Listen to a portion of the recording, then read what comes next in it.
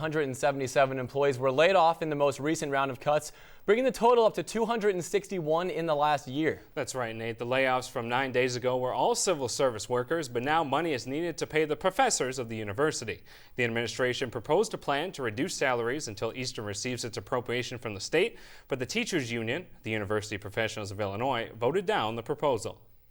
The payback plan, which didn't seem to be a likely scenario that we would get much, if any, of our money back, because it required $37 million of FY16 appropriations to get our pay deferrals reimbursed. Now the EIU UPI created their own proposal, which they say fixes the repayment plan and takes the burden off the employees with smaller salaries.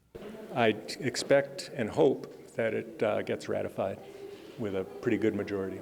Many teachers, including communications professor Mike Brad, voted yes for the previous proposal, but they say the new plan is much better. The new proposal has much more flexible payback provisions, which I think makes it more likely that the money will be paid back down the road, and I think will make more people want to vote for it. There's been a lot of sacrifice by people. I don't think it's unreasonable for the faculty to be asked to sacrifice. With the new plan, those who make less than $50,000 would defer 2.5% of their salary, while those with a salary between $50,000 and $75,000 would defer 5%, $75,000 to $100,000 would defer 6.5%, and those over $100,000 would defer 7.5%. However, for many, the damage is already done, especially the EIU maintenance department, who lost a lot of their staff in the recent layoffs.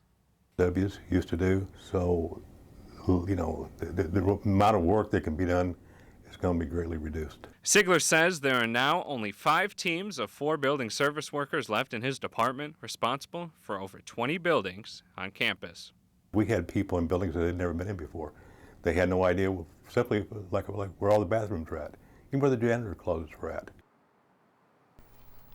In an email to Newswatch, President David Glassman says he is disappointed in the union's decision to vote down the administration's proposal. He says the new proposal will provide the necessary money to cover the budget gap, but several of the provisions could cause harm to the university.